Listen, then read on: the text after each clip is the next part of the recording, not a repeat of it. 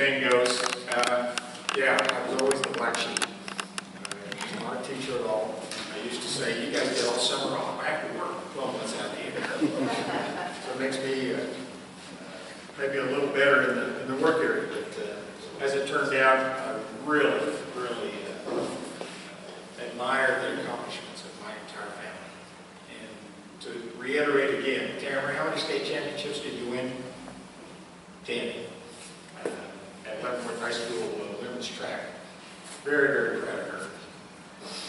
And as mentioned before, one of the last 12 months, Corey, my oldest son, being, as you guys acknowledged, being somebody that makes our country a safer place today. Because I was telling some officials earlier, he was over in the Middle East, out there in the middle of the water, and I Iraqi ship kind of came towards him and kind of started gibberish a little bit with him, and he said, "Make my day." And then Joel, you all have mentioned it several times, and Brandon, my nephew, the state championships in high school football coaches, that's in the last 12 months. I don't think, Brandon, I told you this, but in the year that we beat you, we both won state championships. But since we beat you, I think we're the overall state champion. What a humble feeling in this moment is, as I stand before my beloved family. When I told Craig Elser I had 23 in the family coming, he said, "What?" I said, 23. He said, "Well, that would be a third of the group." And I said, "Well, that's the way it is." My fellow officials, I think of each staff that's represented here. My women's staff is the most represented. Would you please stand up? You're on my staff. Yes. Those people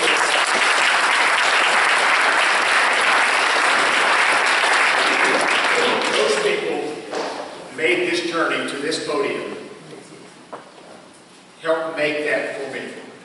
And I really, really applaud you and appreciate that. And I appreciate the audience feeling the same way. Many friends out there that I've made because of the fraternity of officiating.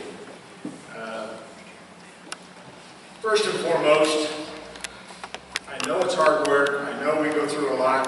Our families are very understanding of us in this profession, but it's fun. It's fun. We wouldn't be doing it if it wasn't fun. And a lot of hard work, a lot of perseverance, but first and foremost, it's fun. It was a faithful basketball officiating camp in the summer of 1981. The gentleman in this room, who's also a current member of the Hall of Fame, Mr. John DeBrown, was conducting the camp. After the camp was over, he came up to me and said, "You know what? I think you can officiate college basketball." I said, "Hello?" I just went there to get some instructions. I was doing high school and I was happy. But as it turned out, the year evolved and John turned over the KCAC in 1982. I just found this out today, to Jerry Harris, who's also a member of our Hall of Fame and is present today. Jerry granted me my first high school or college basketball game. And to you too, I thank the experience leading up to where I'm standing here today.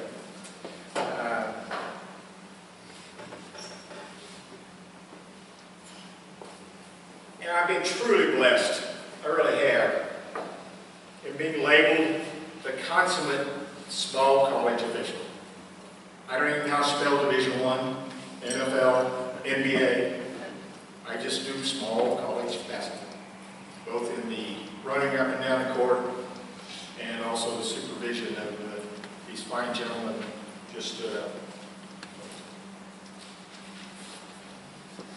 And as a side note to my basketball officiating, I started as a men's official. I think Craig mentioned that. And then Benny, we needed 3 people all of a sudden, we thought. Instead of a 2-man crew, he started the apprentice program. Well, I became an apprentice as a 3rd man in the JUCO. Well,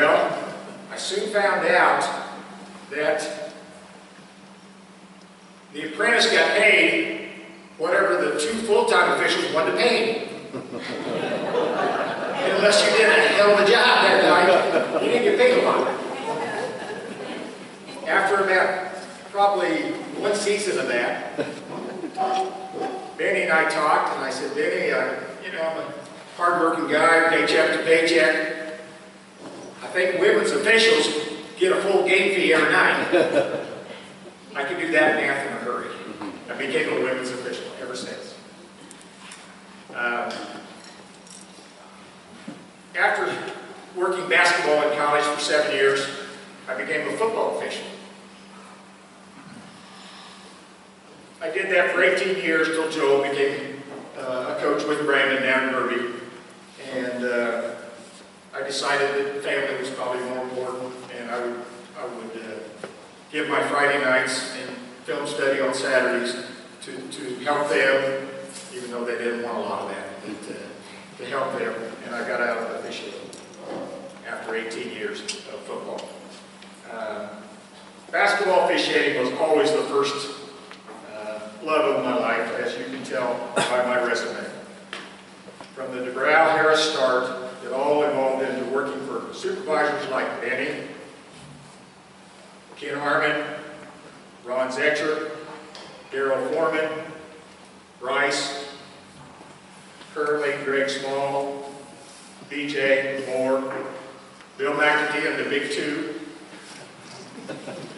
and Don Clipper at Heston, and Barry Sharp. We all remember Barry Sharp. I'm going to mention a little more about him later. I would be remiss if I did not recognize a couple of guys that we cut our officiating team together. Terry Grindle was one of them that I rode Western Kansas with. I can tell you where every payphone in Western Kansas is at. That's before cell phones. Terry would ride up and down the road with me. In fact, one of my most memorable stories with Terry was we went to Waukene High School and we wore short sleeve shirts to the game. It was about 55 degrees. We come out of the gymnasium after 2 games and the snow's up to our knees. And do you think they could care less about taking care of the officials? And we're young, so we said, to heck with them, we're going.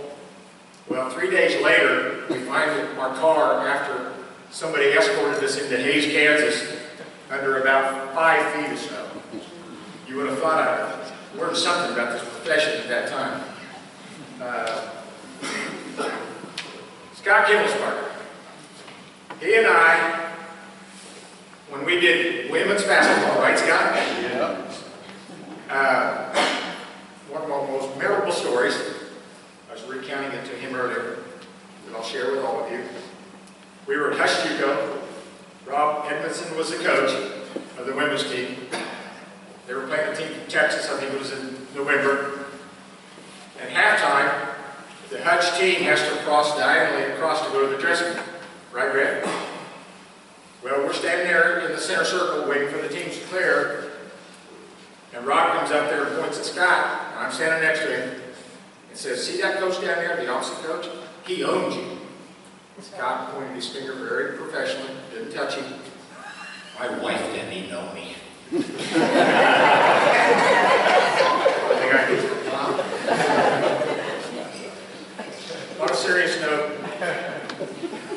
not with us today, but in our hearts and deep in my heart, I'm sure you all have great memories of Meredith, Perry, both of them in the Hall of Fame, Frank Whitmer, soon to be in the Hall of Fame, I'm sure.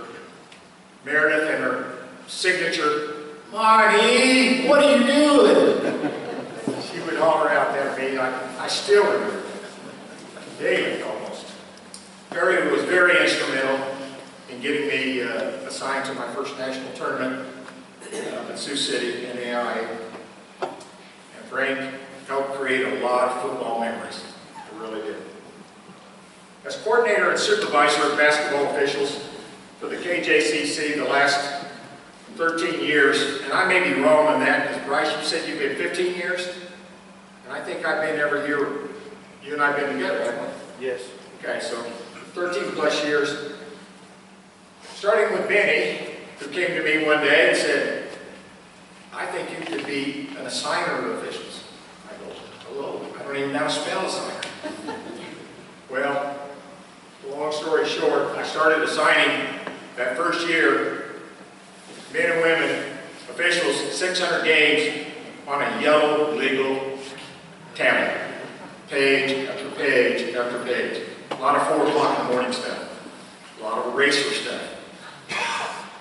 Then Bryce came to me and said, we're going to start a computer program called Arbiter, where you assign online. And I said, Bryce, I don't even know how to spell computer, let alone a specific program. Well, as it turned out, here we are today, and we use Arbiter to assign all of our officials, and it works out pretty good. So I'd like to recognize those 2 gentlemen.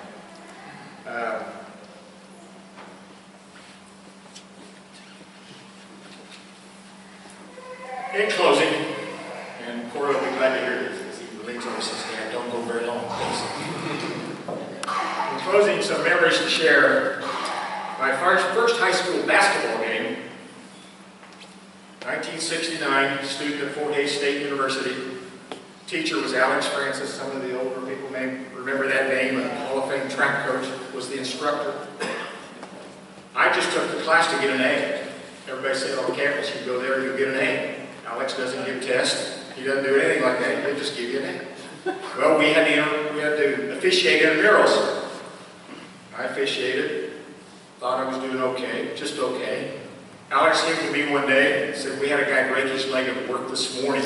We need an official to go to Greenfield, Kansas. And I said, Coach, I've never refereed even a junior high game, let alone a varsity game in Greenfield, Kansas.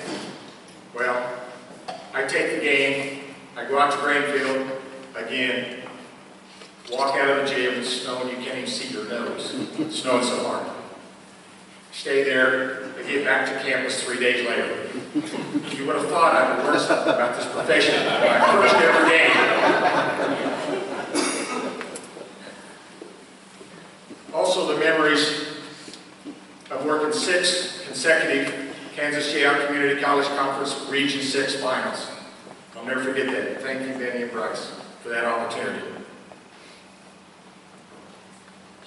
Also working 6 years in both the NAIA and the NJCAA national tournaments. The many shootouts. Where's Mark Goodhart? Mark Goodhart is my signature shootout guy. Some of the stories we can tell, some of them we can't. I'll never forget Mark's technical foul. It's one for the Hall of Fame. And Mark's in our Hall of Fame, as you all know. This is a morning game. At the shootout, you start at 9 o'clock in the morning, you play till 10 o'clock at night. Playing 2 different gyms. Bryce would do the first ones in Garden City, then they moved to Coffeyville. In Garden City, as an example, you worked both men and women games in the same day. Kirk Bedke coached Allen County, men and women. So it was different than it is nowadays. But back to Mark Goodhart. Down at Coffeyville. Morning game, 9 o'clock. I'm working with him. Rob Edmondson, our favorite coach again, is coaching Hutch, and he's all over us. And Mark happens to be standing by him. And Mark says, Coach, it's early. You don't even address the signature. I'm going to give it to you this way. And he teased him behind his head. One of my favorite memories of the shootout. Then there was the snow shootout. Has anybody in the room here experienced that snow shootout? Where it snowed the night before we started the shootout? 2005. Say again? 2005. Yeah. I'll never forget that. 16-inch blizzard. Yeah. Anyway, we had guys coming in. This is how dedicated officials are. We had guys coming in the gym for a pre-meeting before our first game, and they had been in the ditch, and they were digging out, and they had mud from head to toe. But they came. That's what officiating officials do, and that's the dedication they do for this profession. So I applaud all the people in the past that have put in that kind of dedication. Probably one of my most memorable was as supervisor in the year 2002 in Salina of the National Women's Division I Junior College Tournament. When Kurt Bedke, I mentioned him briefly, coaching Allen County, he was then the head coach of Trinity Valley, Texas women's team. He came up to me in the hallway, and I thought, oh no, because they were ranked #1 in the nation. They ended up winning that tournament. Oh no, what's he going to do? We've got to have respect for him for what he's done. I think they were 33-2 at the time. He comes up to me, puts his hand on my shoulders, looks me in the eyes, and he says, Monty, anytime I can get your Kansas officials, I'll take them over anybody I've ever had from any state. And I go, yes. To all you Kansas officials, and I think Steve alluded to it, we're the best. That's all I can say. I leave you with this thought. As officials in this room, you know we strive to have the perfect game someday. And Craig, you remember the Montyisms at camp? I'm about to give you one. I always say, be careful not to overvalue what you are not, but to undervalue what you are. Thanks so much for your support over the past years, and I look forward to many